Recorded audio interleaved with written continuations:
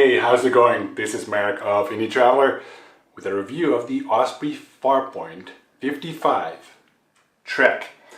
This is a different version from the normal Osprey Farpoint, and I think it's a version that fewer people kind of know about.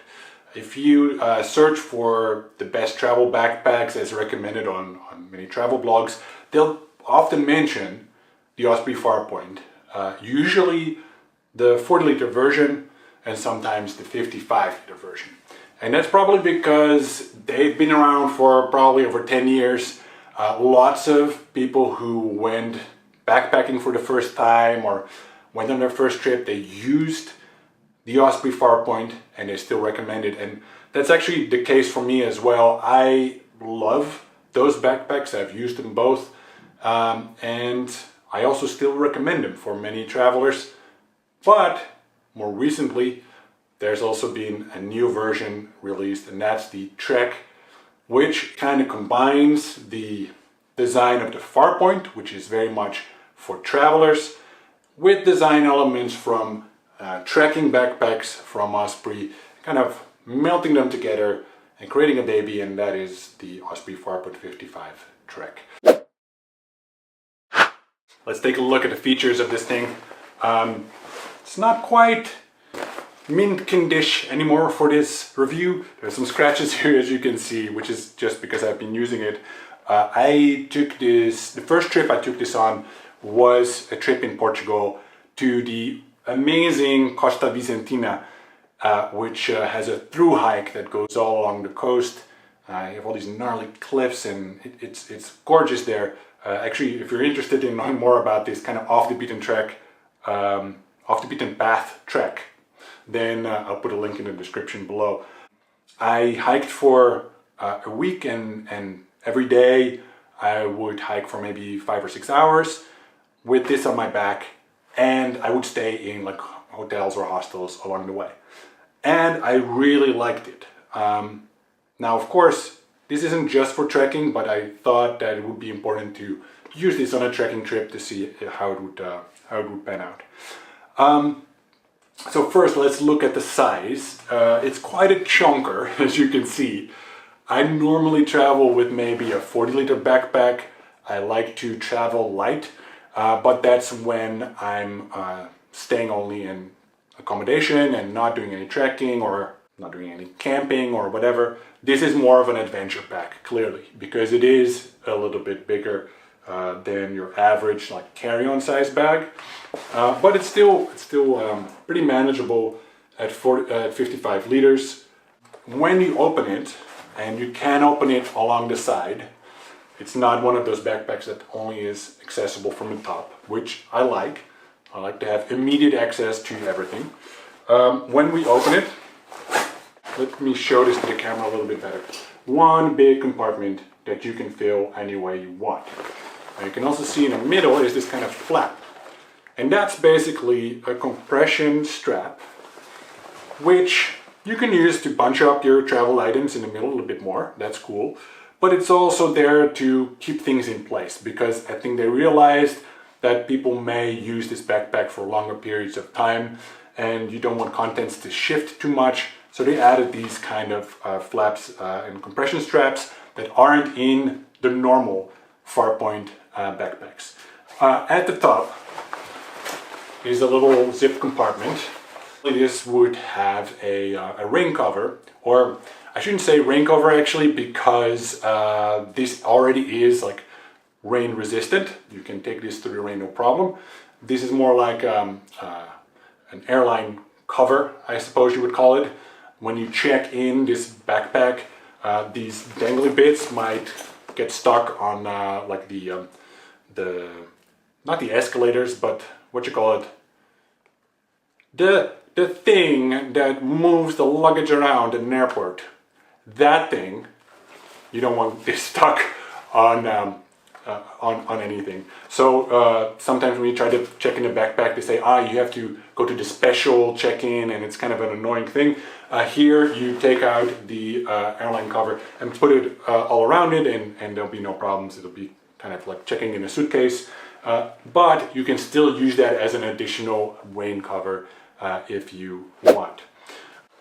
All right, something you'll notice immediately from looking at the back is the harness, which is quite advanced.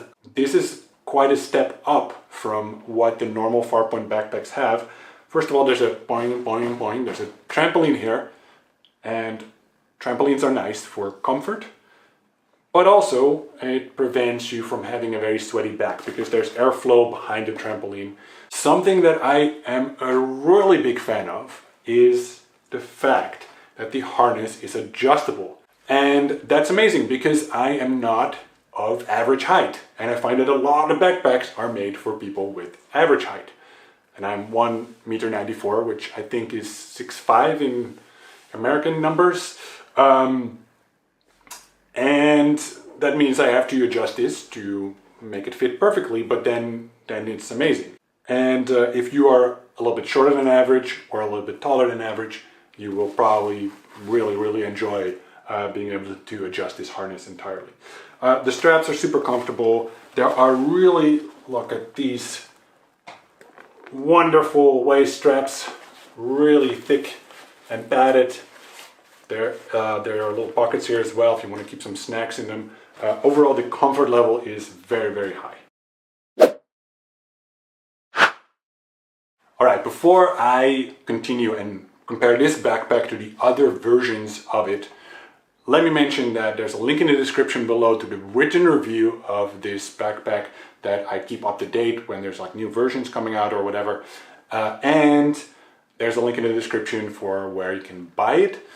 This is not a sponsored review, but that link is an affiliate link, which helps me out a little bit. If you decide to buy it anyway and you click it, it's appreciated. All right, so what was I going to talk about next? What was I going to talk about? Yeah, I was going to compare this to the other versions of this. Exactly. So, we've got the Osprey Farpoint 55 Trek. There's the 40, the normal vanilla 40, and there's the normal vanilla 55. Now, which one should you get? It's a good question. I have used all three of those, and so I can compare them a little bit. And let me typify the three versions. At least, okay, there's a couple more bigger versions, 7 liters and whatever, but I'll focus on these three. The Osprey Farpoint 40 is great if you want a backpack that's pretty light, that doesn't cost too much. It's a little bit no frills, like there's not that many storage spaces inside, like pouches or whatever. The laptop compartment is kind of in a weird position. In some ways, the Osprey Farpoint 40 is kind of an aged design a little bit, but it's durable, it isn't expensive, and it's really good at what it does. And it's good for trips where you're backpacking, maybe going to hostels and stuff like that. If you're going through one climate, like you're going to go to Europe for the summer, or you're going to go to Southeast Asia where it's always kind of tropical, then you don't need to pack as much, and then an Osprey Farpoint 40 is awesome and very comfortable. The Osprey Farpoint 55, not this one, but the normal vanilla version, tries to be a little bit clever. It has a big main unit that's like the backpack, which isn't carry-on compliant, the 40 is. And it has a day pack that's like, I think 15 liters or whatever, and that can kind of zip onto the mothership backpack. So it's kind of a 2-in-1 design, the Farpoint 55. And at first I thought, this is clever because I always travel with a small day pack, and now I can merge them together, and it's super clever. And I ended up not using it very much in that way. I went trekking with it as well. I went to Nepal with this and did the Annapurna Base Camp trek with the Farpoint 55, and it was fine. It was a nice backpack to do that with. Maybe not the ultimate, but it worked. But the system of like having the day pack and the main pack separately, it didn't really work for me because the day pack is kind of crappy because they have to compromise on it in order to fit it onto the main pack. So I just ended up using them separately, and I didn't really like that design, if I'm honest. This one is just one backpack. There's no gimmick where you have a detachable day pack, although there is a day pack you can buy separately. also by Osprey, that clips into these little attachment points. So if you want to do that kind of thing and have like a turtle style, you know, front and back backpack thing going on, you could actually do that with this one. And I think that's maybe a better approach. But yeah, the main differentiating feature on this one is the comfort level. It costs a bit more than the vanilla version, but this harness is awesome. Like, I think the normal Farpoint, I would say, is a 7.5 in terms of comfort. Pretty good, and good enough for you to find your way through the airport, the bus station, walk through a hostel, whatever. This is like a 9.5 for me, at least. It's phenomenal. When I went trekking with this, I barely felt that there was a backpack on my back. I mean, at the end of the day, of course, my body was a little bit sore. That's to be expected. But for most of the hikes, I was like just walking around, and the weight was equally distributed along my body, which made it easy to carry. And I was really impressed with that. So if you want that extra comfort and you're maybe a bit worried if you're gonna walk for longer distances with your backpack, that you're gonna get sore shoulders or whatever, and this is a really nice upgrade from the default Farpoint. So in conclusion, when I think of this backpack, I think about, you know, what scenarios is this the best backpack for? Well, I think it is when you're traveling a longer period of time and you want to be able to trek with it as well. I am also reminded of parts of the world where having a kind of a bigger backpack is really useful, especially, for instance, South America. When I went to South America with my small 40-liter backpack, I quickly realized it wasn't big enough because you've got jungles, you've got cold areas high up in the Andes. There's a lot of varied climates. It means you need more stuff, you know, different kinds of clothes and gear. And 40 is just a little bit too small for that. Also, if you're just looking for a backpack that's great for like camping and travel and hiking, I think it also really works. It costs a little bit more than the standard Farpoint, but if I wanted to invest in a backpack, especially in a backpack that has a very high comfort level, then I think this is a very worthy investment.